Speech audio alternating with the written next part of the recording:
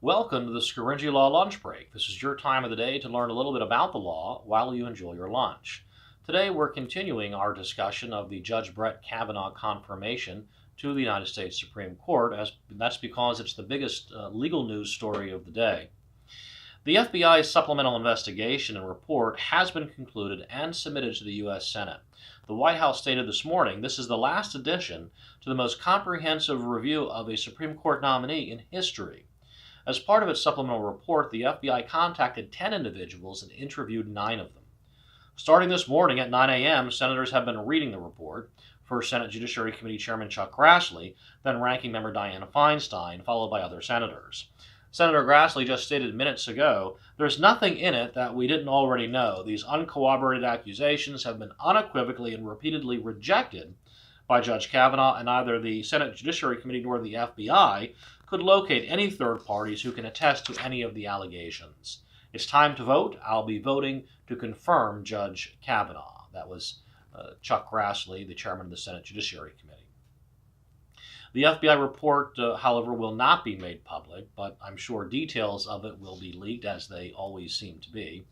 But the breaking news story today is a further discrediting of Deborah Ramirez's allegations. Ramirez, remember, is accuser number 2. And her allegations were examined by the FBI and included in the supplemental report. Ramirez is a Democratic activist who alleged Brett Kavanaugh exposed himself to her 3 decades ago while they were both at Yale.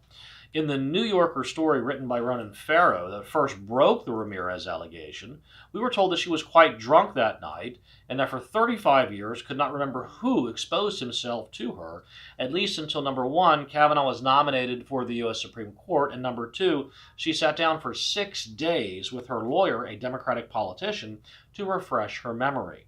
The original story also reported Ramirez admits she had significant gaps in her memories of the evening, and that at the party she became inebriated, was on the floor, foggy, and slurring her words. The 5 former classmates identified by Ramirez, who should have been able to corroborate her claim, including her best friend at the time, say they don't remember it.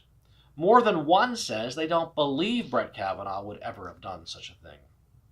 The only alleged corroboration reported in the original story was that a man heard it from another, that it really didn't happen. We call that "I heard it" through the grapevine.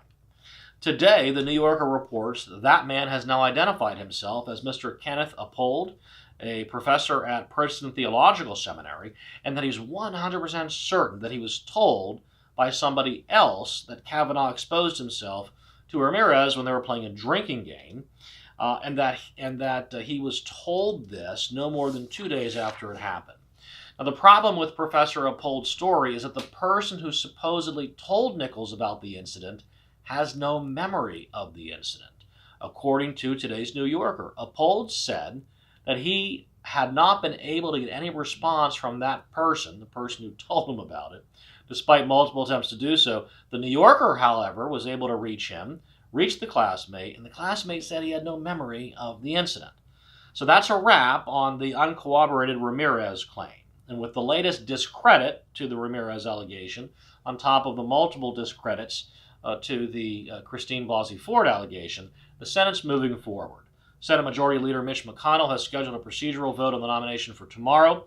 If Friday's vote passes, there will be up to 30 hours of debate, followed by a final confirmation vote for Kavanaugh as early as this Saturday.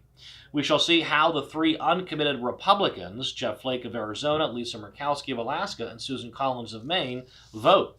They've all said the FBI report will factor significantly in their decision. Well, that's about all the time we have today for the Scaringi Law Lunch Breaks. Tune in tomorrow at the same time, same place for further updates on the confirmation of Judge Brett Kavanaugh to the U.S. Supreme Court. Enjoy your lunch.